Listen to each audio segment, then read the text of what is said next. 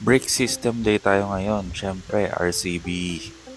Tara, samahan nyo ako. Papa-install natin to sa DJZ. Let's go. So, dito, tinanggal na yung old brake master. Tapos nilalagay na yung RCB E3.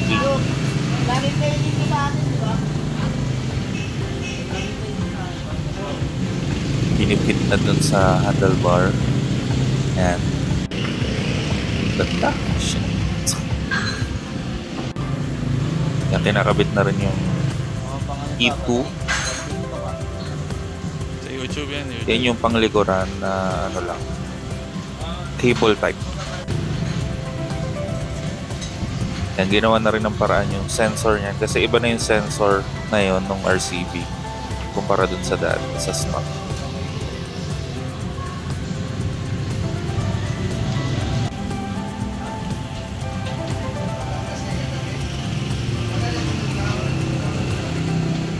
Kaya umulan pa nga.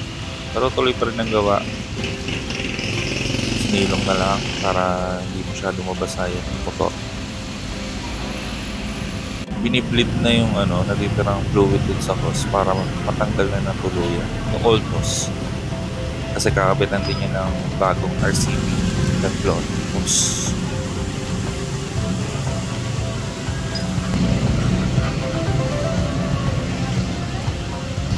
Ayan, tanggal na yung hose. Bye-bye, luma.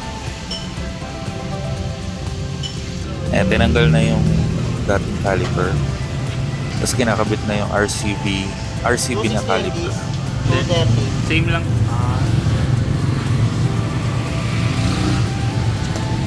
Balta mo na rin to. Wala yung bolt.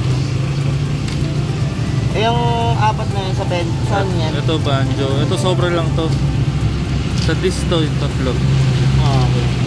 Banjo to. Sa Ito, sa yung dalawang G, sa yung kanina. bracket dito. Sobra lang ng isa lang. Sobra lang na isa to. And syempre, mga gold bolts, pinalitan ko na rin yung mga lumang bolts na stock.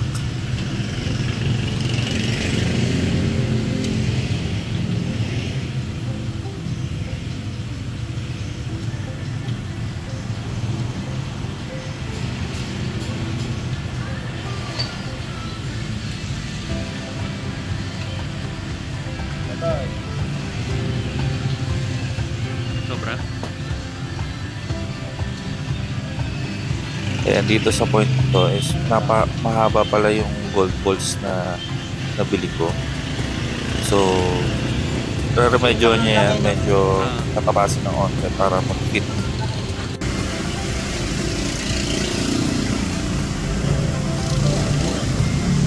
And dyan sa point na yan, kinakabit na yung hose tsaka yung banjo bolt dun sa bagong caliper.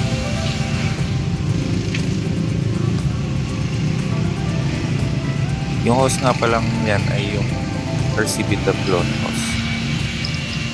Yung medyo lumang version yan kasi ngayon may bagong release na yan.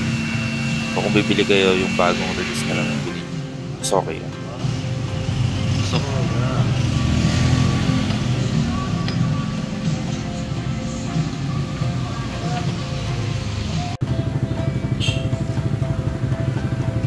Pati yung E3 master pump, may bagong release na rin si RCB, adjustable na siya.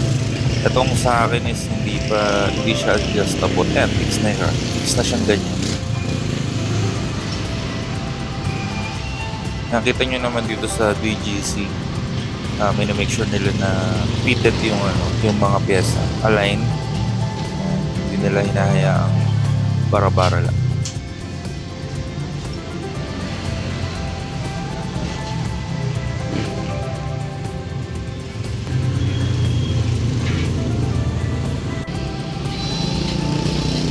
Kaya dito sa point na to is tinatanggal na yung takip ng tank para lagyan na ng brake fluid.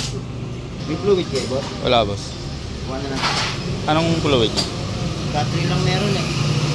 Ano ba dapat? Hindi, yung pinaka kasi niya, minimum battery. Tapos, pataas ng pataas lahat po. Okay naman yung battery. Anong kulay yun? Normal lang, bro. Brown. Parang gold.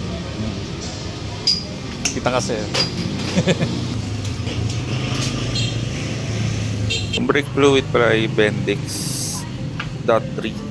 Yun din yung ilalagay dyan sa brake fluid tank. Ayan, nag-start na bleed. Yung bleeding ay para mawala yung mga bubbles, yung hangin dun sa loob ng hose. Para solid yung pag-brake nyo kapag ginamit nyo siya.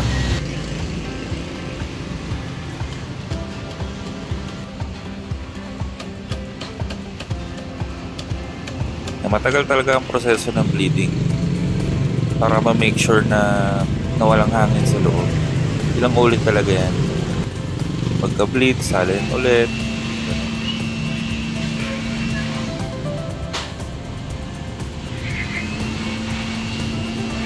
Dito sa point na to is binabalik na yung kaha nung sa may panel. Kasi tapos na doon sa may upper part. Na-bleed na rin.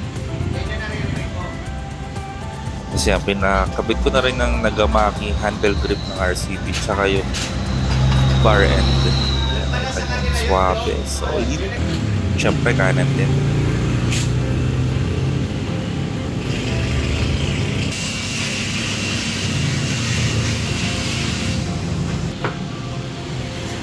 Yan, binabalik na rin yung mga side mirrors, yung straight din side mirror natin.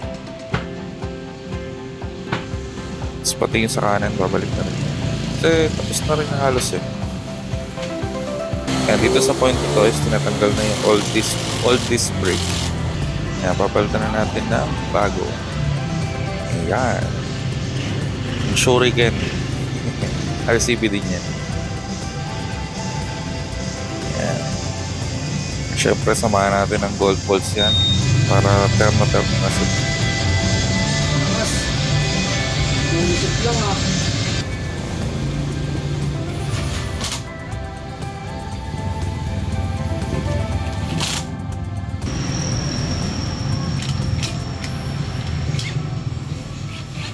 Kung nakita nyo, kinabit na yung gulong and then tinest kung may sabit pa. Yan yung talaga yung fitment. Mas maganda. Tinetest muna para make sure na walang sabit dun sa disc yung ginawang caliper at saka yung sa brake pad. Dito sa point na to naman, pinalinis ko rin yung sa brake shoe. Nagpalit din ako ng Aspira brake shoe. Sobrang ganda, sobrang solid nung kapit niya. Sa itsurang stock pero all goods. At syempre, pinalinis ko na rin yung CVT kasi June na rin yun. Yun ang proseso ng pag-install ng RCB braking system. So thank you sa pagsama guys. Ito na lang ang montage. Hanggang sa susunod.